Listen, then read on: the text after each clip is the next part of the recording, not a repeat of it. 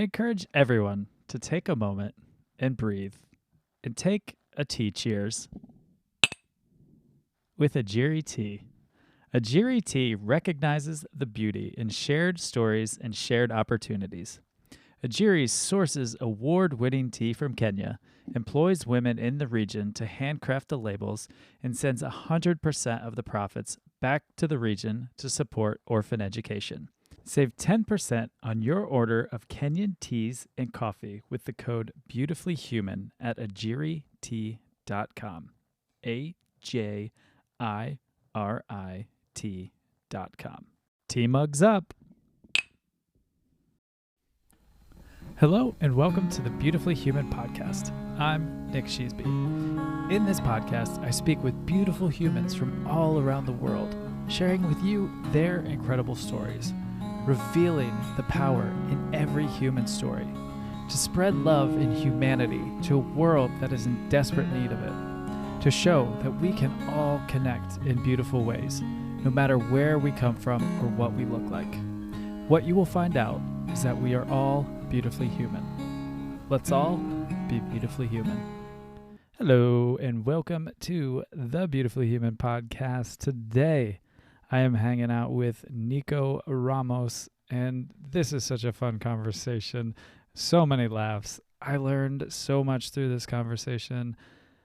It is just really enriching and beautiful and so necessary to be heard, and again, just so wonderful. What an amazing, amazing human. So fun, so enjoyable.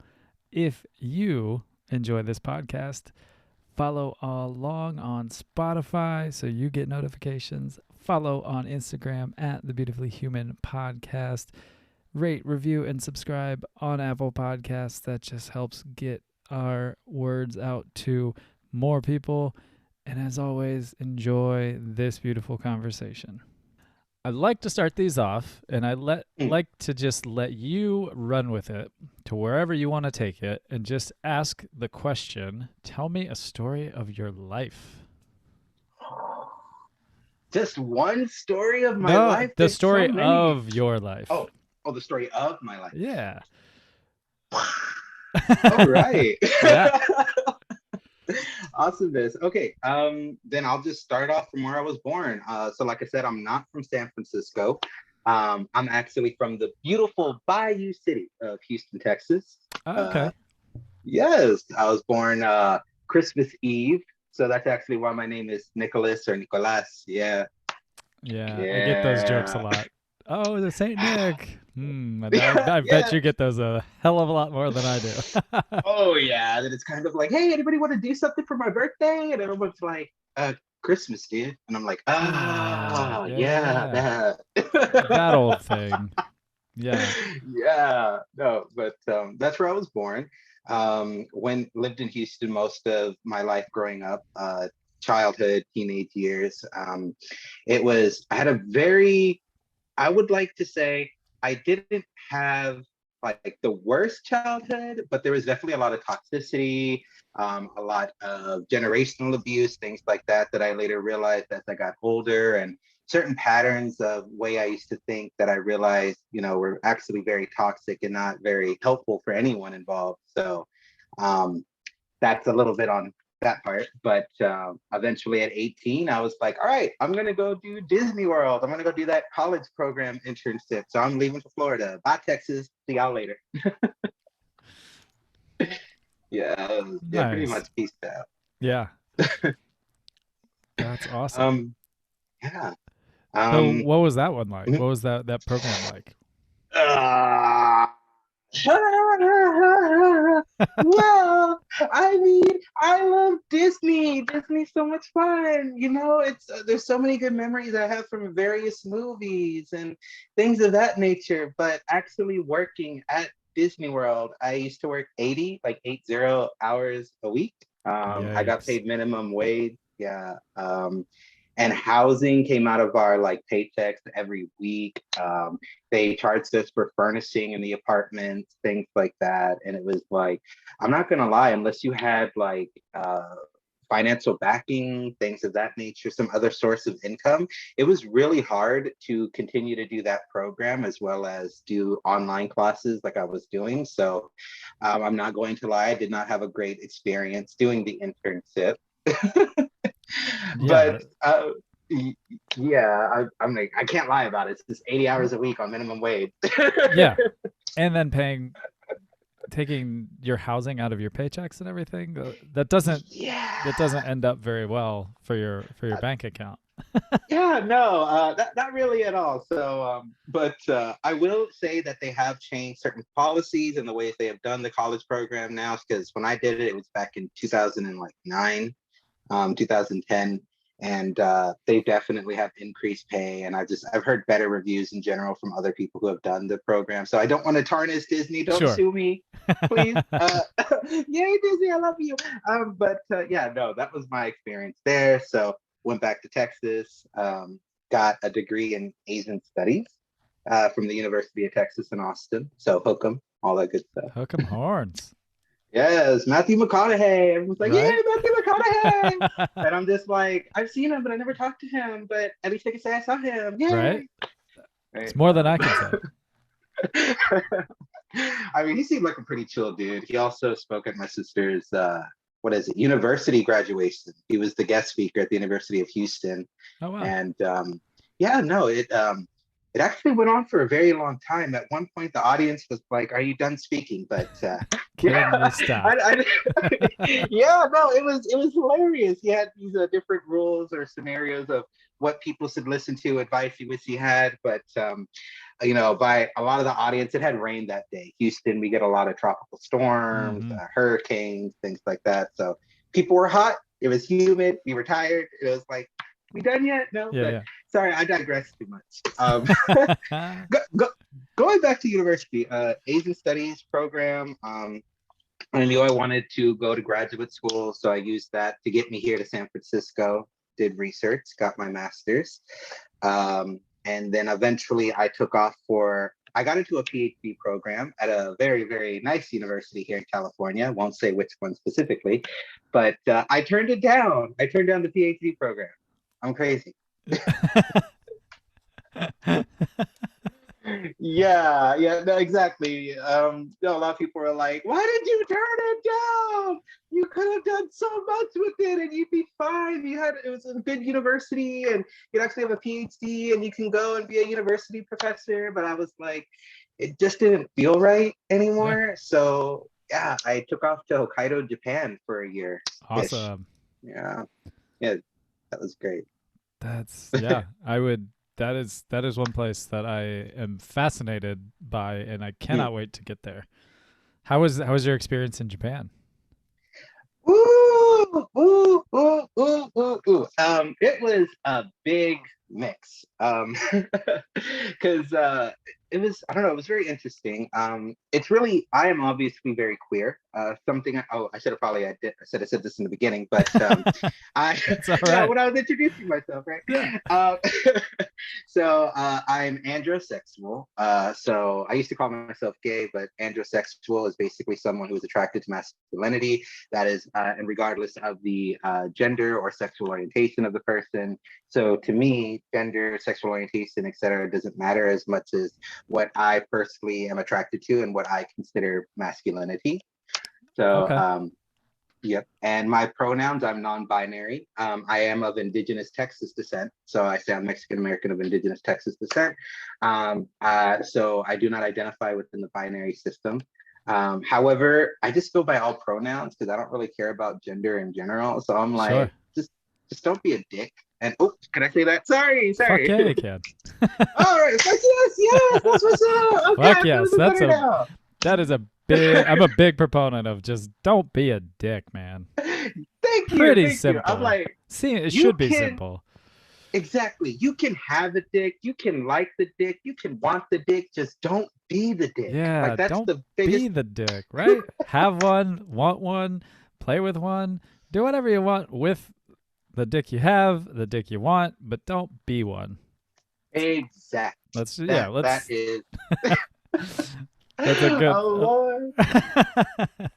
I'm sorry. I'm having too much fun with this. I need This to is great. stop. No, please keep at it.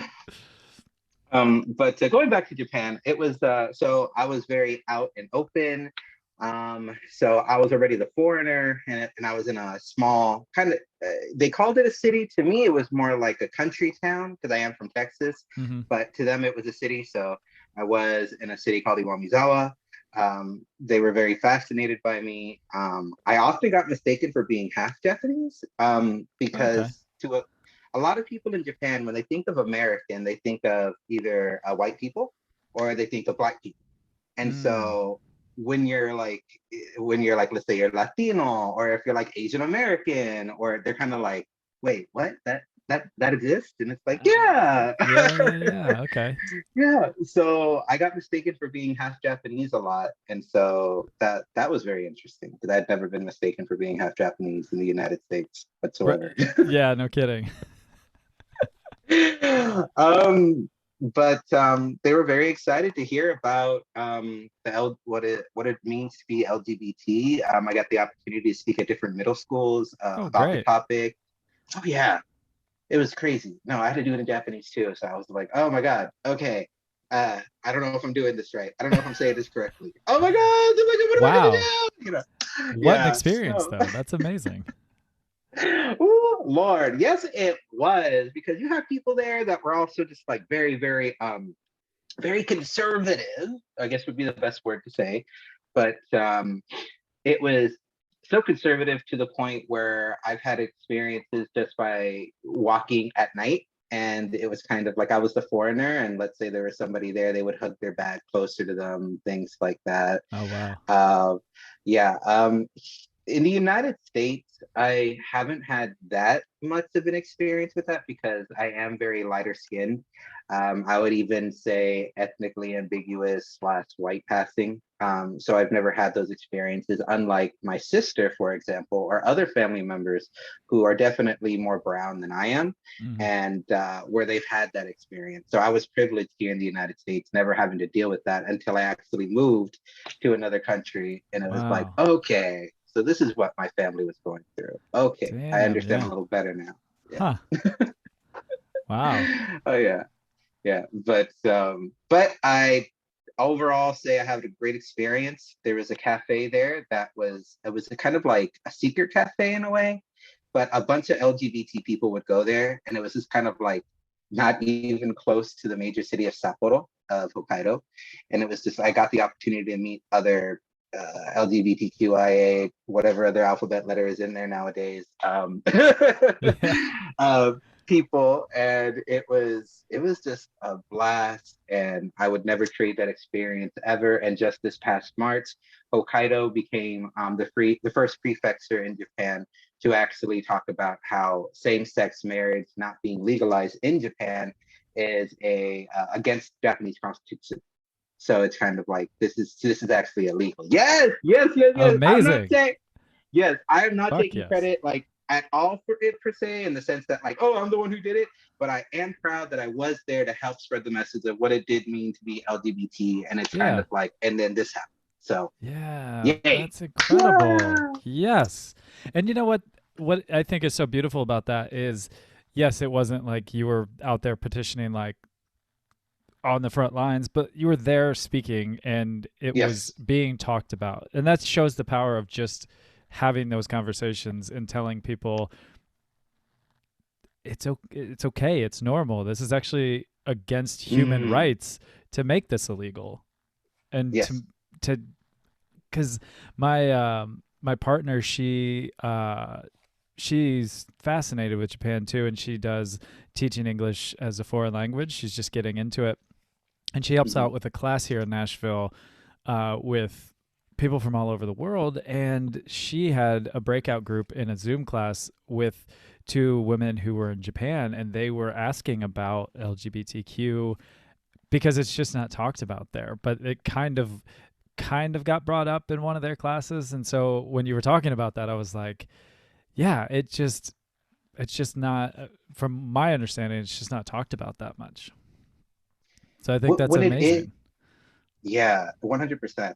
and just there's a sad kind of history about it, or not history, but current day situation is that it is changing, but a lot of information is through the media, of course, and so a lot of it is through like, certain celebrities, or they're kind of hired to do a particular role, and even nowadays people are still kind of confused about what it means to be like transgender versus a gay man. Like there's Sure. still this notion of that gay men are transgender or something like that, or that it's I'm like, wait. And but it is changing, especially in bigger cities. I know, Yeah. things are changing, things are Yeah. getting Yeah. better, and that was just a wonderful experience. And I came back here to San Francisco. That's so cool. When were you in Japan? I was in Japan from 2017 to 2018, so about a little over a year, but yeah. That's so cool. And you speak Japanese? Hi, nihongo de hanashimasu wa. Yes, I speak Ah. Japanese. So how when did you start learning Japanese? So, how personal do I get? All right, I'm gonna make it short. I'll make this part short. All right. Um, Dated a Japanese dude. Then I was like, oh my gosh, now I have an interest in Japanese language. And so, unfortunately, while I was attending university, I decided to take kind of like some Japanese classes as well. But I was more focused on kind of like the cultural part versus Hmm. language. Although nowadays, I definitely believe that in order to understand culture, language is very tight in. You can't separate the two. Yeah. Um, but he passed away. And then Oh after man. that happened, oh yeah, I got some Oof. stories about that. Whew. Yeah, thank you. No, it's been years though. I'm married now, and time heals all, etc. Yeah. Yeah. Yeah. Well, Um, congrats and my thank my you. sadness for that. Yeah, thank you. Yeah, no, that's actually part of the reason why I kind of went off to Japan. It was kind of like, well, this is kind of like my goodbye in a way. Like this is Yeah. kind of like the closing of a chapter, and Sure. yeah, no. But it was through him and through my undergrad years where I really started studying Japanese, or having an actual interest in the language, and it was great. But now I work at a Japanese preschool, or Japanese bilingual preschool here in San Francisco. So That's so cool. Yeah, you oh, yeah. yeah, you had mentioned that the other night, so I was excited to hear how you got to that. But that's amazing. How that's got to be just so rewarding working with young kids and teaching them both languages. Or do you teach in both, or is it what's the dynamic of languages there? Well, originally I was hired because I was hired before pandemic. Hmm. So after I came back from in 2018, um, I was hired to speak more Spanish and English, so to try to bring in more of that Spanish element, very crucial, Yeah. especially here in California, right? Right, right. But then eventually they started transitioning more into Japanese, where they were like, okay, we actually want you to speak more Japanese now, just due to certain employees leaving and coming back and things of that nature. So now I don't necessarily have the kids sit down and I'm like, okay, let's learn hiragana, which is like a writing system, right? But I just speak in Japanese to them, and they have to respond back to me in Japanese. And so do that for about like 8 hours a day. That's so cool. And so are they from all over the world coming to the preschool, or is it mostly San Francisco area? Okay. So right now it's mostly kids that are living here in San Francisco, or Okay. in the San Francisco area. So it's a mix. So there are families that would come to the preschool that are originally from Japan and are only in San Francisco for like maybe say a few years, like an assignment for company, and then they go back to Japan. But then there's also people who are Nikkeijan meaning Japanese American. So there's also a lot of Japanese American families that attend the school, and then also some families who just have an interest in Japan or in Japanese language, and they want their child to maybe learn the language, or if their child has expressed an interest in Japanese language, they're like, okay, this is a great school, let's put them in. And I wish I had that opportunity when I was a kid, but No kidding. Man, that's cool. Ah, I oh just yeah. love that. I know I when you signed up on my calendar, you answered the superpower, which I want you to tell yours again because I got a good chuckle out of it the other night when it came through. But I always say mine, if I could choose a superpower, it would be to know every language in the world, or just have the power to, whenever I meet somebody, whatever language they start speaking in, it just clicks and I go with it, because it would just be Ah, so cool. And wherever you are in the world, you just sit down and someone comes up to you and you have no trouble communicating with them, because it'd be so beautiful. mm, Because I do love sitting in a cafe somewhere in the world and not understanding, because it's like this beautiful poetry flowing over, but also it would just be so nice to sit down and dig in with somebody. I can dig that. That's what's up. I like that a lot. That Yeah, it would just be superpower. rad. I love talking to people, so I would love to, I mean, going to someone else's world. I want, like you said, you can't really understand the culture without speaking. And it's like, Hmm. man, that would be so nice just to jump in and know it right off the jump. It'd be so good. It would be. It would be. But So I'm I jealous actually you really had, like that superpower. yeah. So you speak Japanese, Spanish, English. Do you speak any others? Not yet per se, but I do have to learn Mandarin. Oh, The wow. for because of my my mother-in-law. So my husband is originally from China, but moved to Canada when he was like in elementary school, so very Canadian. Yeah. But his mother speaks English too, but it was just kind of hinted, not directly said, but like, oh, y'all are gonna have kids, and yeah, maybe we should always speak Mandarin, elbow, elbow. Yeah. That's Yeah, amazing. yeah. Challenging. So, oh yeah, no, I feel like crying just thinking about it. But I no, because I'm not good with language. Like I I will beg tell you to. that. I mean, the fact that you know Japanese is pretty incredible. I've learned the number system decent because my partner's cousins are half Japanese, and they actually just Mm, moved outside of Tokyo. So I'm just fascinated by it. So I know like 1 to 10, and like in my daily planner, I write out like 1 through like 28 to 31. I'm pretty decent, but like I've just looked at it and it's incredibly difficult. So I say you're fantastic at languages because you can speak them. Eh, arigato. Thank you. Oh my gosh, Yeah. I was happy to hear that. Well, then let me put it this way.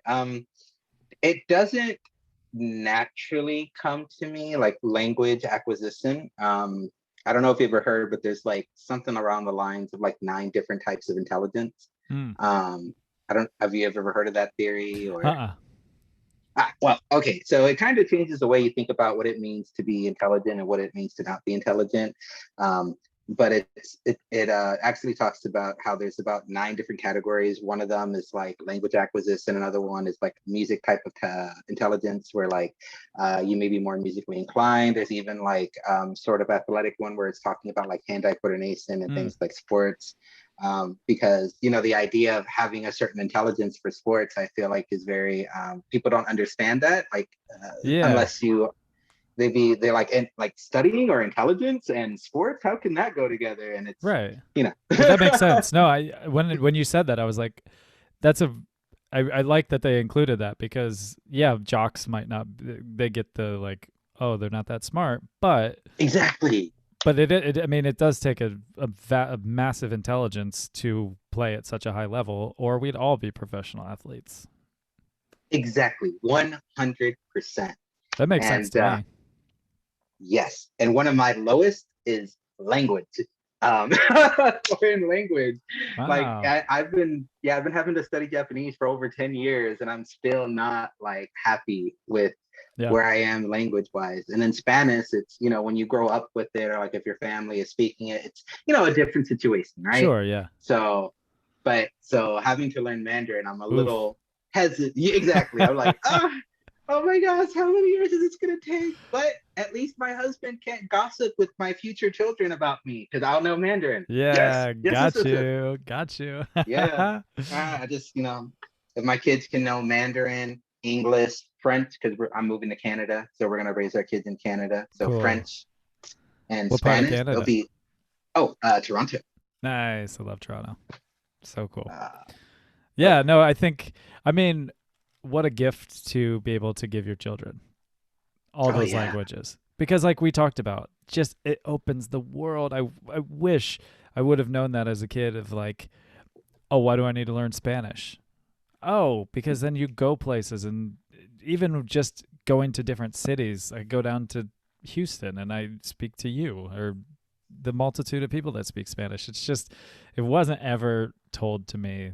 This is why it's Mm. important, and I wish I would have. But that's such a cool gift to give your kids. Oh yeah. So cool. I I'm very focused on children. I mean, again, preschool teacher here, and then also. Yeah, yeah. So where did you meet your husband? Technically, we kind of like met through a mutual friend online first. Okay, Um, so I mean, I guess I would just say online, but we didn't really meet until San Francisco because I had just graduated from university and he was like in his senior year of university, and he was doing an internship in San Francisco, and I was like, oh, I'm going to San Francisco for graduate school, and there you go. awesome. I love that. Yeah, yeah. That's so good. Got we got married at City Hall. Just right after that, we literally went and got pizza, and then it was sat at home, ate pizza, and just relaxed with the TV. It was wonderful. Yeah. I mean, what more do you need? Pizza's always a Right? good celebration. I'm always Yes. for pizza. That's Oh so my good. gosh. I love Yes. that. um so when you were growing up in Houston, how was it, or I guess when did you realize that you were attracted or the androsexual?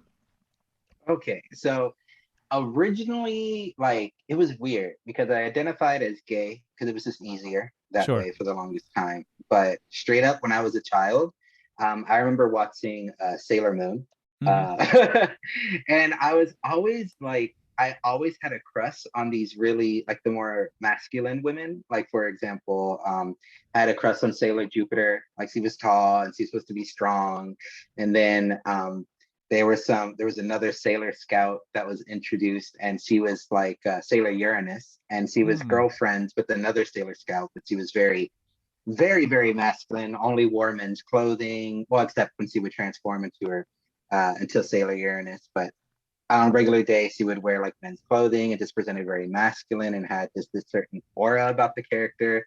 And I had the hugest crush when I was a little kid. I was like, oh my gosh, can you save me? Yeah. I love you.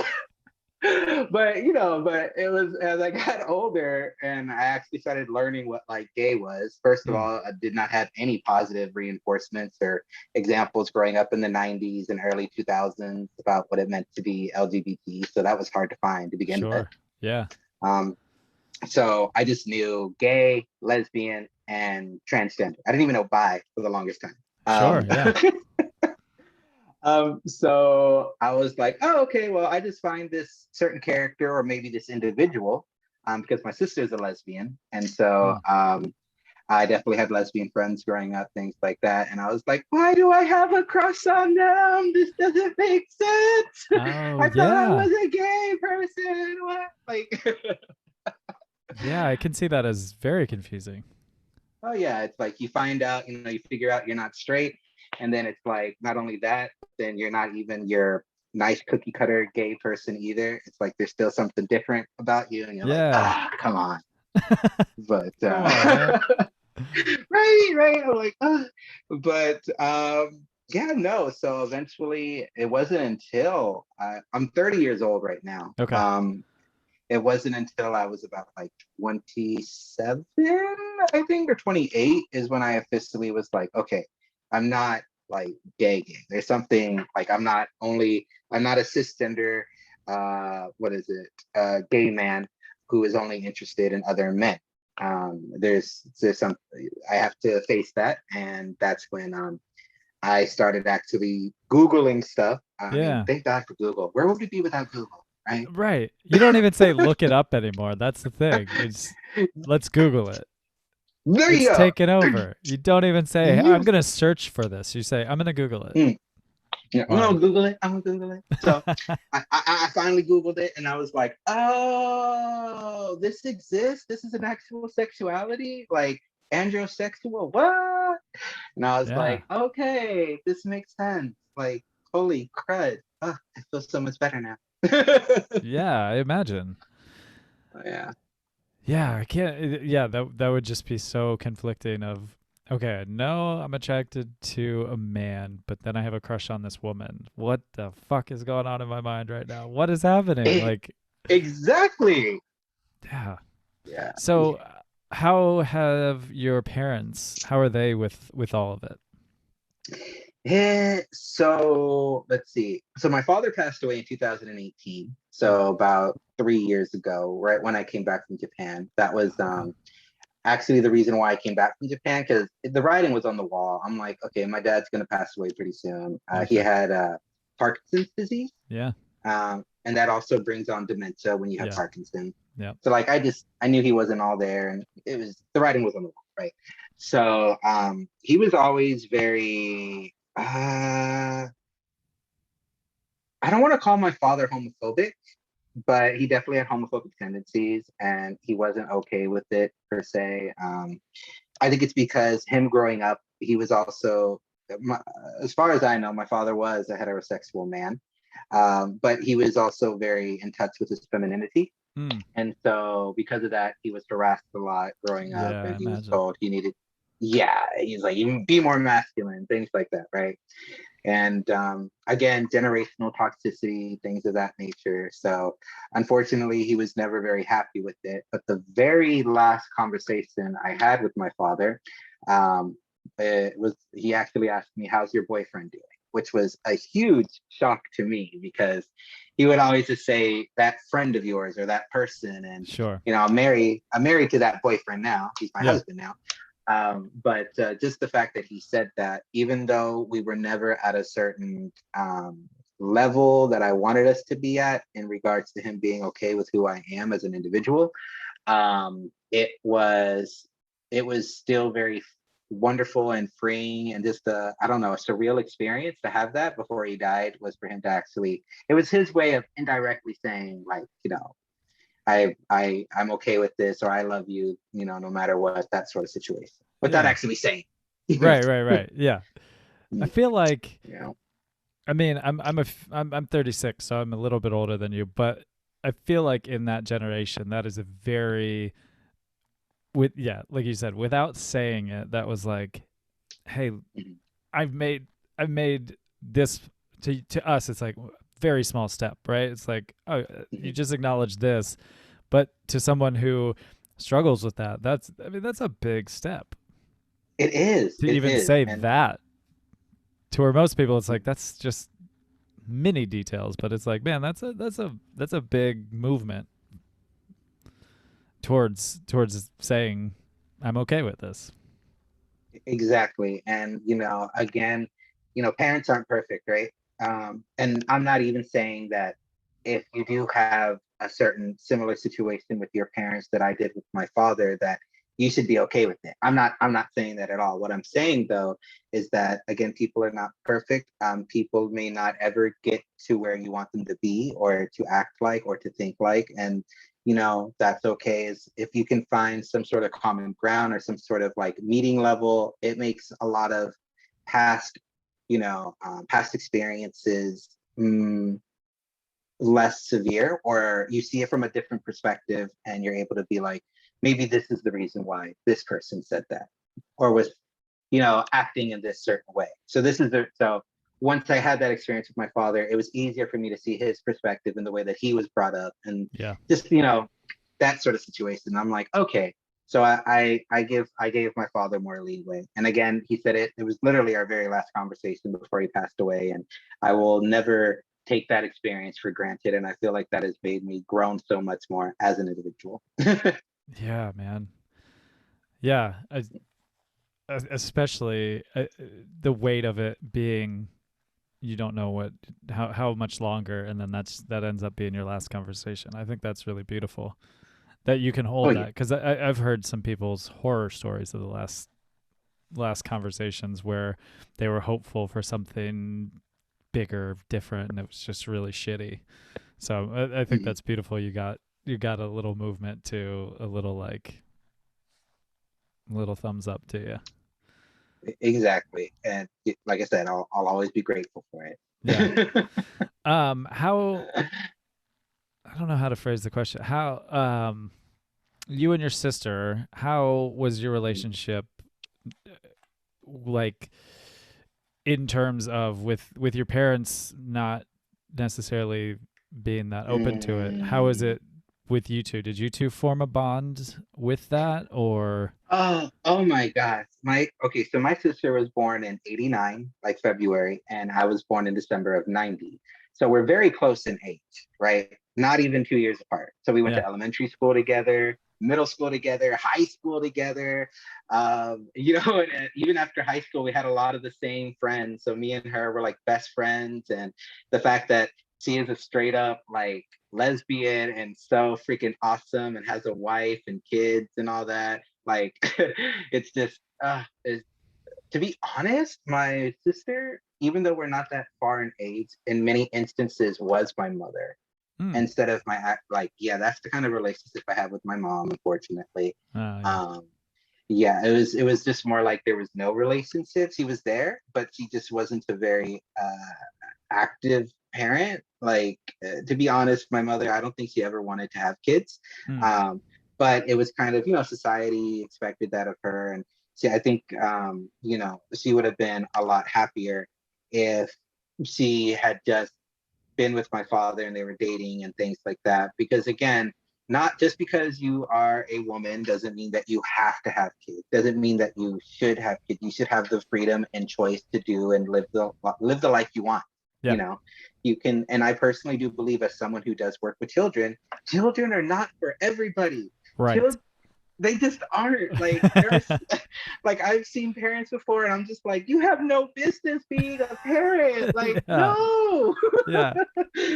Like, but I'm sure. but yeah. So, but as I gotten older, I think my mother and I have started getting closer just because I'm not a child anymore. I'm definitely, I still consider myself pretty young for being, I'm only 30, but I don't consider myself like a very young adult in the sense of like, 20, 21, that sort of age. Like, I feel like I'm more like, okay, now I'm an adult. I'm still young, but now it's like, okay, now I've experienced certain things. I've experienced loss. I've experienced great happiness. I've experienced so many different things that I feel like, okay, now I am an adult.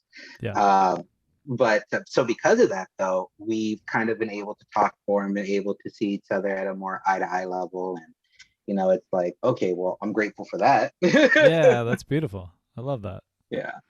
But yeah, my sister and I, we grew up together, very close.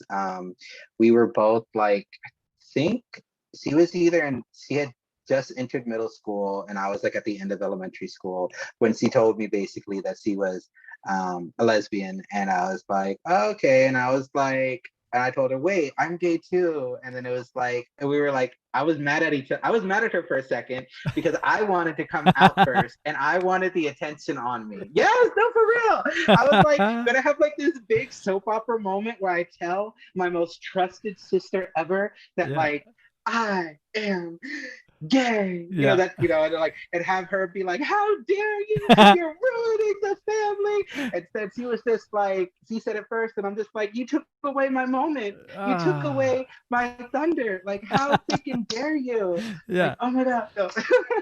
Damn it. Yeah, that was real. Like, damn it. It was hilarious. It was like, it should be like a sitcom moment, I tell you not. It is. Like, in my mind, I'm playing it out and it's fantastic. I love it. Yeah. And and again, like I said, she was only in middle school and I was in elementary school, and we already knew that it was like, yeah, we're not yet straight. But yeah, parents weren't happy with that at all.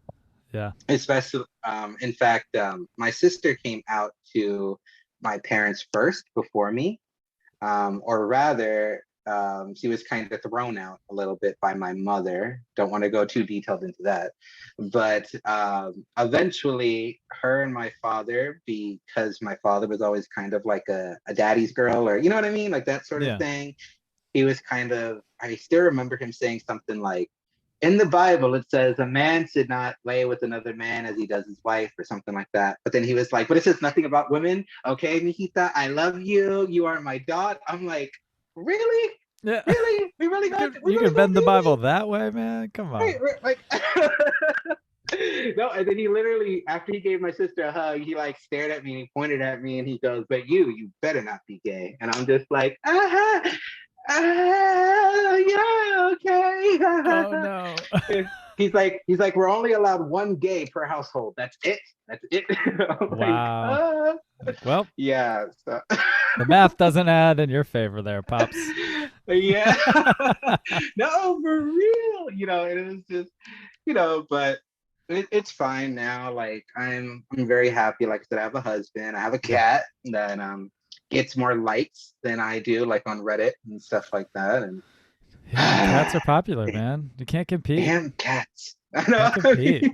I Even people can't. that don't That's like what's people love cats. That's the problem. right. People can be like, man, Yeah. fuck all other humans. And then they're like, oh my God, look at that cat.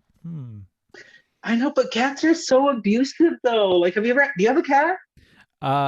We have 3 feral cats. So technically, Uh, yes, I feed them every morning. One of them pets me. 2, for the last 2 years, I've been trying to give them all my love and pet them, and mm. it's not happening. So I do indirectly have cats, and I love them to death, but 2 of them couldn't give a shit about me. And one has, I'll tell you this moment. This was the greatest moment in my cat history with our cats outside. This one, she's called Violet. She's got like tiger stripes almost. She's this beautiful cat. She got really sick one day, and I didn't realize, most animals, when they're sick, they kind of hide off by themselves. They don't want to be messed with. They don't want anything. They don't want to deal with anybody. So we kept trying to get her into a box so we could take her into the vet, because I was like, I can't let Violet go. I love her so much. I don't want her to be sick. Didn't happen. And so I was standing at the back door, and I was bummed. It was like a day and a half of this saga. I kept just following her around the yard, and she just looked so sick. She's walking by, or I'm standing there, and I was like, I just wish she would walk by right now. And then all of a sudden, she just goes walking by, this sad little lump of a cat. And I was like, oh my God, holy shit, she's out there. And I went out there, and she just wasn't feeling very well either. But I just sat down, and she like curled up in my lap, and it was like one of the greatest moments of my life. And then I was like, are you hungry, Violet? And I went and got her wet food, and I got her regular food, and I put it down, and she just started eating, and she came back, and I petted her, and she's been fantastic ever since. So My that's gosh, my love story with Violet. bravo, Yeah. bravo. I'll send you a photo of Violet. I got some really fun Aw, ones. please do. Yeah. Yay, I'll send you a picture of my cat. Perfect. But no, he's abusive though. Like at 5:45 around, he'll come onto my bed and he'll literally slap me. He slaps me awake. Like, no, he Yeah. does. He goes slap, and I'm like, ah, and I'm just like, okay, it's breakfast time. Yeah. All I'm right. sorry. I'm sorry. Yeah, sorry. yeah, pretty Man, much. No. they're so controlling. And then they just don't give a shit. They just walk off and they're gone. Yeah, and he doesn't do anything to my husband. Like he'll leave him alone, and I'm just like, dude, really, it's On. horrible, horrible. Oh, that's I knew I got amazing. him the dog. Yeah. No kidding. I love my cat. I wouldn't trade him for the world. No, of course not. Even through the abuse, still love them. I Yeah, still love the I 2 that signed don't up even for pay it. attention to me.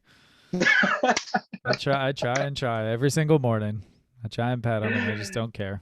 Don't care. uh, All right, I'm gonna switch gears a little bit, and I asked okay. this to everybody, and take COVID restrictions out, because Mm. we're just not playing it. This game doesn't involve COVID. If I came to you and I said, Nico, I have a plane ticket to anywhere in the world, you get to choose. Where are you going to go? Oh my gosh, I'm gonna sound so basic, but I would go back to Japan. No, because so many people, and I'm not even like comparing you to people, but it's just such a good comment. It's a very common answer because it's so different, but it seems so Yes. attainable. It's somewhere where like I feel like people can be like, oh, get to Tokyo, and I'll like some people will kind of understand, but like it's so different.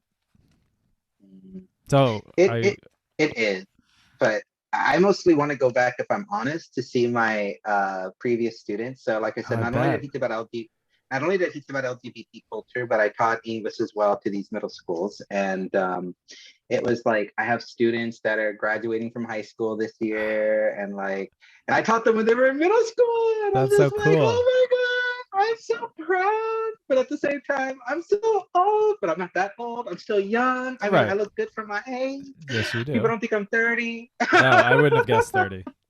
Definitely Oh, wouldn't well, have guessed thank 30. you. Yes. See, work with children. Keep your heart young. That's the That's right. trick. That is Um, true. I fully believe that you if you keep your mindset feeling like I'm not that old, like I said, I'm 36. When I say 36, I'm like, it kind of sounds old, but I've never once thought, God damn it, I'm old. So I don't feel old. I just feel normal. yeah. It's life. Do you still have contact with any of your previous students? Like, did you get to see them graduate or anything?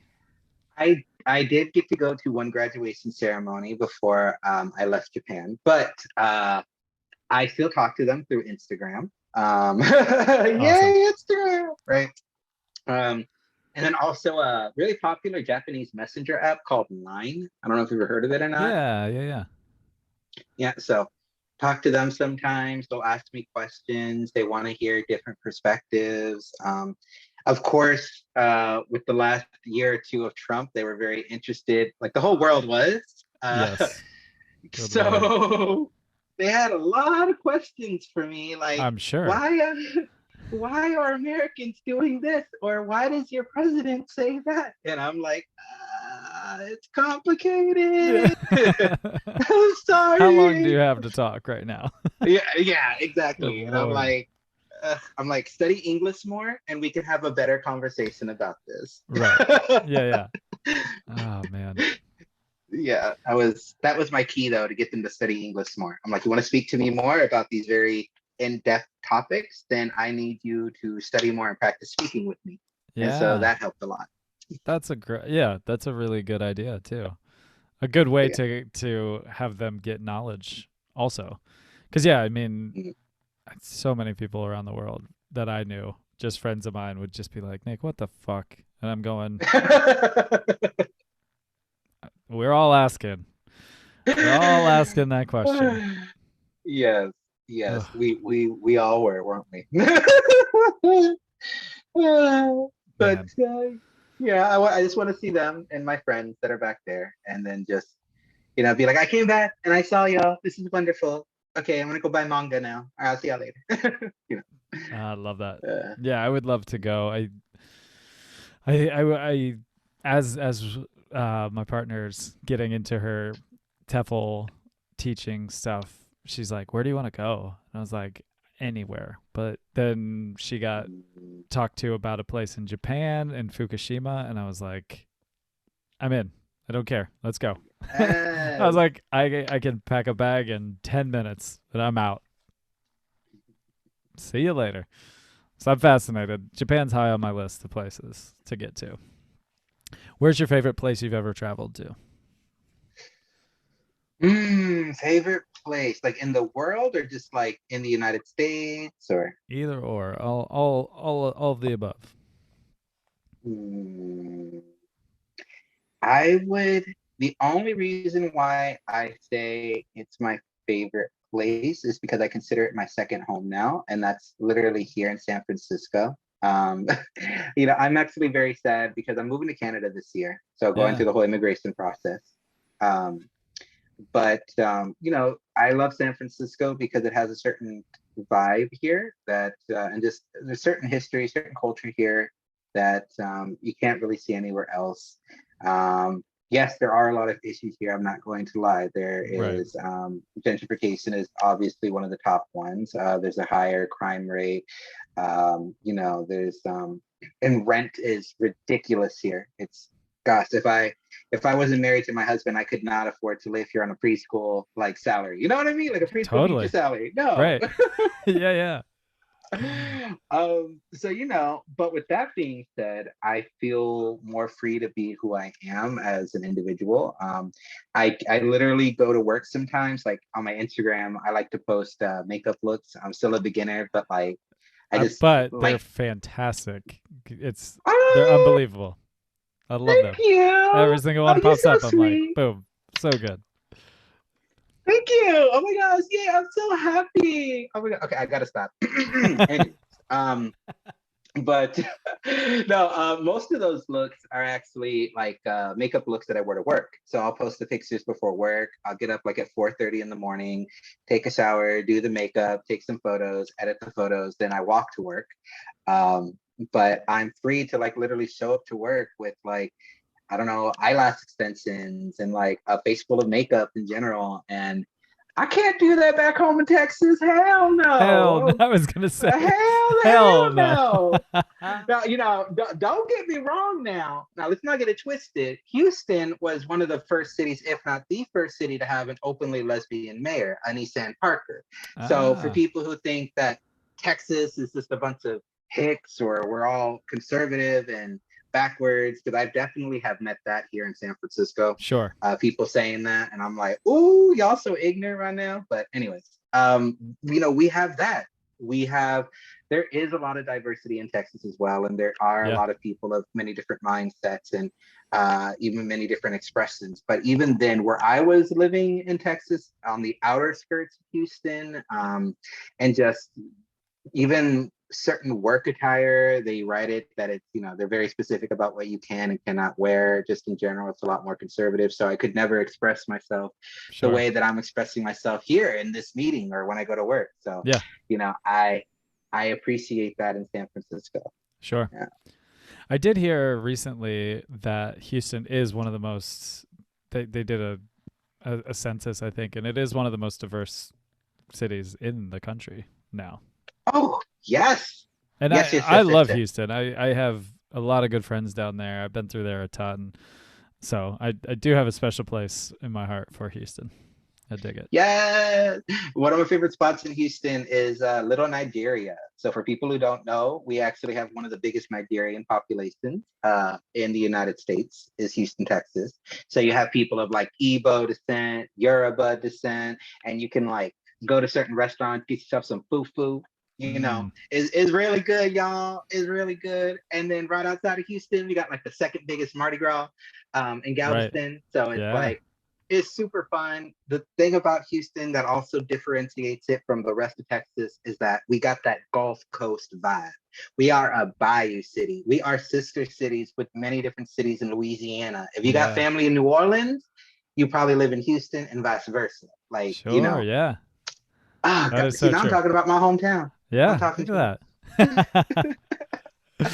But also, San Francisco is really rad. I yes. love San Francisco. Every time I go Mm. there, there's just so much diversity, so much culture, just all of it, all of it. There's stuff that I wake up and I'm like, oh, I wish I didn't have to see that. There's just all of it.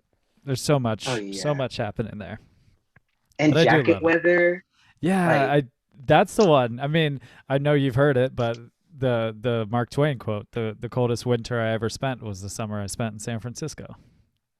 yes. Because then if you even Yes, go across the bridge 100%. into Oakland and it's hot as shit, and you're not far, you're across a bridge. Literally, yeah, it's because of all the fog that comes in here. It's Yeah, like as the rest of the Bay Area heats up, all that fog comes here and it gets like really cold. Like it could even like right now it's sunny and pretty warm, but I would say by 3 o'clock this afternoon, the fog's gonna roll in and I'm gonna be like, oh, I need to close my window. It is yeah, too cold. I can't do this. yeah. So when do you head to Toronto? I head to Toronto officially in August. Cool. Yeah. Very cool. Are you excited for the move? Uh, Getting there? well, uh, I mean, like straight up, moving is a lot of work. I've moved a few Yes. times, or more than a few times. I moved a lot in my life, but having to go to a whole nother country, like the whole immigration process is a lot of paperwork. And I Yeah. know people talk a lot about how the immigration process to the United States is a lot of work, but it's just as much work to try to immigrate to Canada.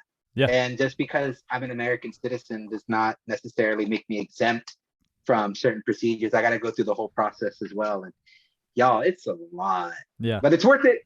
It's Yeah. worth it. Yeah. Yeah. Yeah. Yeah. Yeah. But yeah, I got to drive a pickup, not a pickup. I mean, I've driven a pickup before, but I got to drive a U-Haul from San Francisco to Toronto. That's a hell of a Yeah. drive. 40 hours. Wait, Yeah. okay. 40 hours. Yeah. Oh man, that's incredible. Toronto's fun. I love Toronto. I think it's such a cool city. There's so much happening there, and the food and the culture. It's a really I I'm in my mind. I'm thinking if you're going, there's a lot worse places in Canada. You could be in like Manitoba somewhere, and like the Dust Bowl of Canada. Exactly. So Toronto's great. I have a lot of good friends up there too. It's a good spot. Yay! It's a good spot. Yeah. I'm not looking forward to the cold. No, it's You know. brutal for that. You get that lake effect snow. Oh yeah, it's no. Yeah, you don't have to But worry about that for a while. thankfully, but I am looking forward to the social health care. I mean, Right. Yeah, that'll be fantastic. like straight up, most of my life, I would say all the way, God, yeah, most of my life I had no health insurance. I didn't really have health insurance until I like got married to my husband and stuff through his company. Yeah. But like, just having something as basic as that, like, God, it makes it worth it for me. And then, so I'm very privileged. I am in a very privileged position to move to Canada right now. Yeah. And I have met so many people that have told me, like, Nico, I wish I could be moving to Canada right now. I'm just like, yeah, I know. I'm sorry. Yeah, I mean, yeah, thank you. Yeah. All of it. All of it. Yeah, pretty much. And an ambulance is like $5. Like, I'm gonna throw myself down the stairs one year. I kid you not, just so I can ride an ambulance. Like, I'll be like, ooh, it's only $5. And I broke my $5. leg. Well, here you Yeah. go. Here's your, yeah. Can I pay this in cash? Can I give you a tip? I can give you a tip now. Yeah.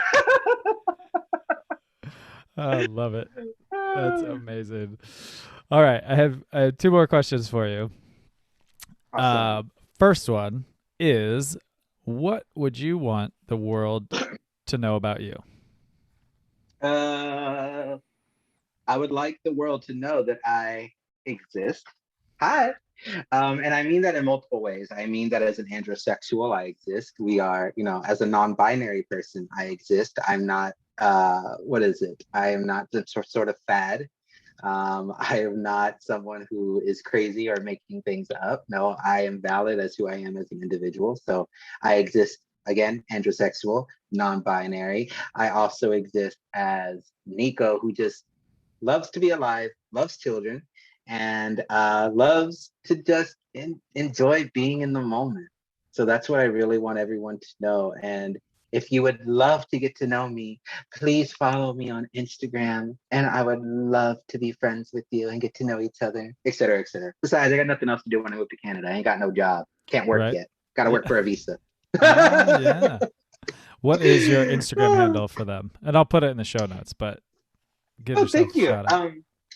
Nico_is_abundant. Because I am abundant. So Nico is abundant, but underscore because there's no spaces in Instagram. Right. That's amazing. Yes. It's so cool. And I followed you for a little while, and so just following you from in such a funny world that we live in, that you can follow somebody and then send a message, and then a few days later have an hour-long conversation with that person. So I've fully enjoyed hanging out, getting to know you, and seeing your personality come from a little square on a phone to a square on my computer that is active and talking. Yeah! So and fun. aren't I the funnest square ever? Like, yes. My square is so popping, so fun. Yeah. You're redefining square, because squares used to be the non-hip thing. And now it's hip to be square. Hip to be a square. I love it. Yes. All right. Last one is, if you had the ear of everybody in the world, what would you say to them?